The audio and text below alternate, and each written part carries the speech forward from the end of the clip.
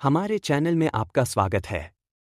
आज हम scary train में राजेश और रोहन की भयानक यात्रा को जारी रख रहे हैं। यदि आपने पार्ट 1 और 2 नहीं देखा है तो आगे बढ़ने से पहले उन्हें अवश्य देखें। भाग 3 शुरू होता है। राजेश और रोहन डर से स्तब्ध होकर बैठे थे, उनके दिमाग में उलझन थी।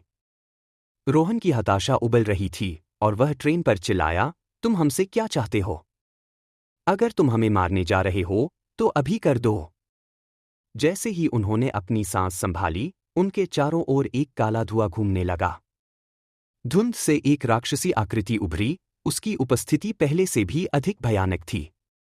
राक्षस ने अपने हाथ में एक फाइल पकड़ी हुई थी और जैसे ही वह बोला, उसके मुंह से एक खून जमा देने वाली चीख निकली, जैसे हजारों शापित आत्माओं की चीखें।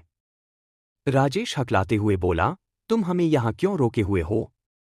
राक्षस के जवाब ने उनकी रीढ़ की हड्डी में सिहरन पैदा कर दी, तुम तभी आजाद हो सकते हो जब तुम इस समझौते पर हस्ताक्षर करोगे।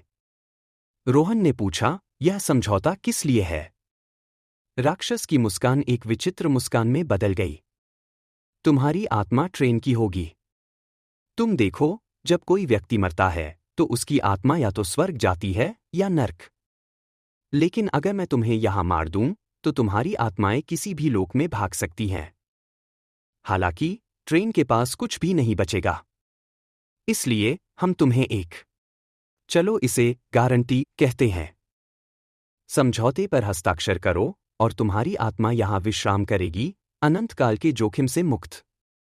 राजेश की आंखें सिकुड़ गईं। लेकिन ट्रेन हमारी आत्माएं क्यों चाहती है? राक्षस का धैर्य जवाब दे गया। बहुत हो गए सवाल, नश्वर। समझौते पर हस्ताक्षर करो और अपना जीवन आनंद से जियो। मना करो और तुम तब तक यहां फंसे रहोगे जब तक कि मौत तुम्हें अपने कब्जे में न ले ले।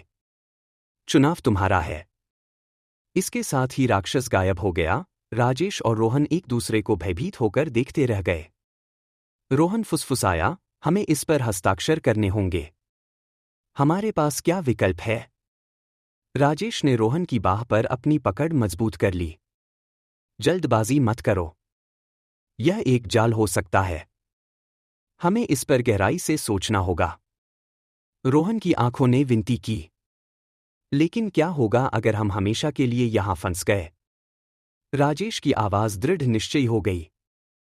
हमने ट्रेन के इंजन की जांच नहीं की। शायद वहां से भागने का कोई रास्ता हो। नई उम्मीद के साथ राजेश और रोहन सावधानी से ट्रेन के इंजन की ओर बढ़े, आगे जो भी हो उसका सामना करने के लिए तैयार। क्या वे भागने का कोई रास्ता खोज लेंगे या वे ट्रेन की भयावह योजनाओं के आगे झुक जाएंगे? जानने के लिए पार्ट 4 देखें। स्कैरी ट्रेन पार्ट 3 देखने के लिए धन्यवाद। अधिक रोमांचक सामग्री के लाइक, कमेंट और सब्सक्राइब करना ना